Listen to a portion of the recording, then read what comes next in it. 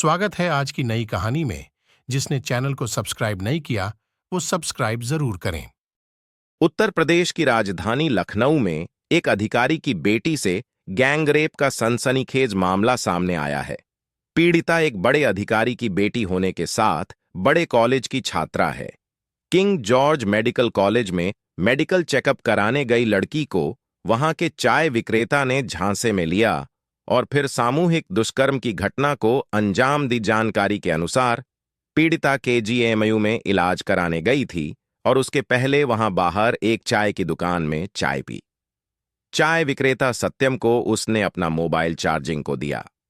लौटते वक्त जब उसने मोबाइल मांगा तो आरोपी ने कहा कि वो तो एम्बुलेंस में चार्जिंग के लिए लगाया था और फिर ई रिक्शा में बैठकर उसे मोबाइल दिलाने ले गया।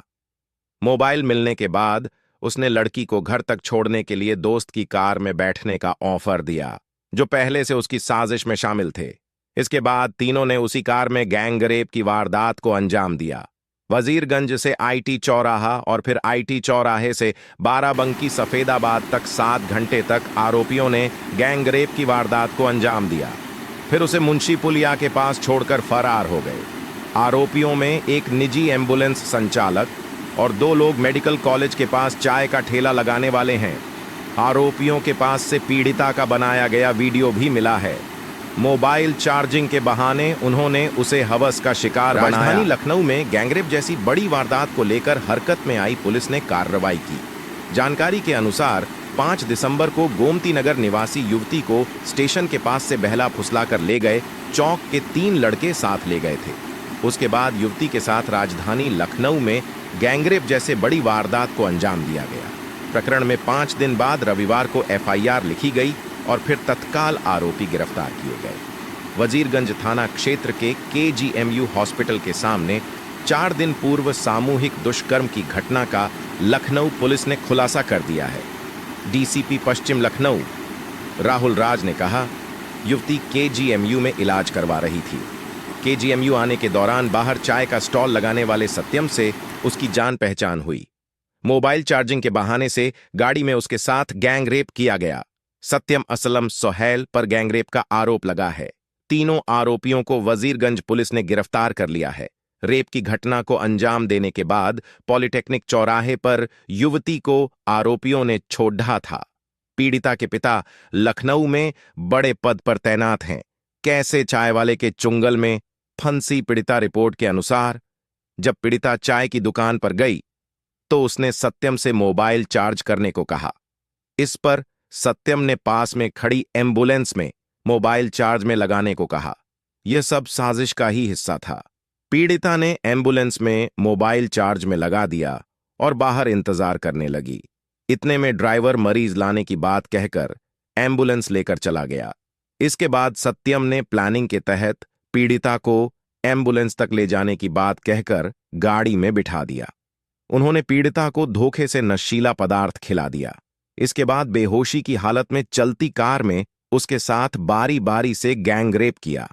रेप करने के बाद उसे एक चौराहे पर उतारकर वे फरार हो गए। 10 दिसंबर को पीड़िता के परिजन ने मामले में वजीरगंज पुलिस स्टेशन में शिकायत दर्ज कराई। फिलहाल तीनों को गिरफ्तार कर आगे की कार्रवाई की जा रही है।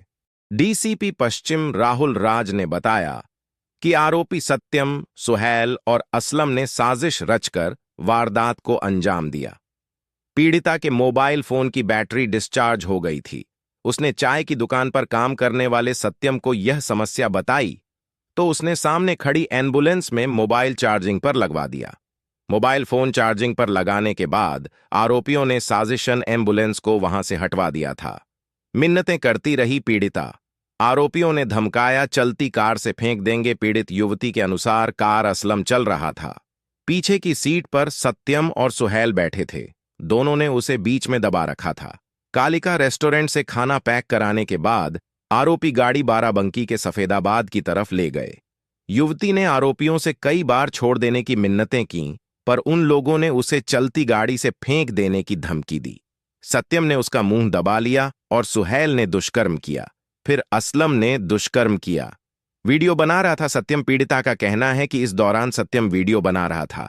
बाद में सत्यम ने भी युवती से दरिंदगी की। युवती वीडियो डिलीट करने के लिए गिड़गिड़ाती रही, पर सत्यम नहीं माना।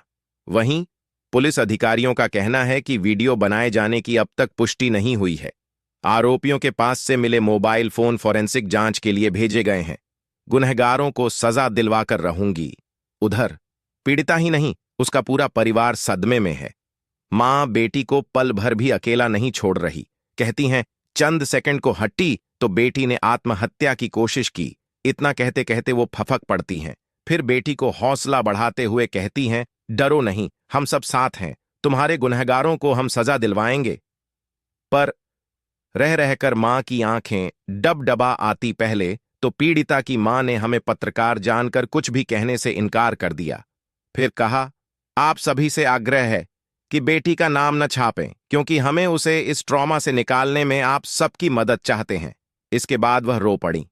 आंसू रुके तो बोली, डर के मारे हम इस घटना को छिपाने की सोच रहे थे। दिल नहीं माना तो डायल 112 पर फोन किया। एक सिपाही आया और उसने एक रिटायर्ड आईपीएस और आईएएस अफसर से बात करवाई। उन्होंने हमसे कहा कि आप घटना को छिपाकर अपराध कर रही हैं। फिर जोन के एक अधिकारी ने हमें मामले की रिपोर्ट दर्ज कराने को कहा। पुलिस का साथ मिला तो हम लोगों को हिम्मत आई।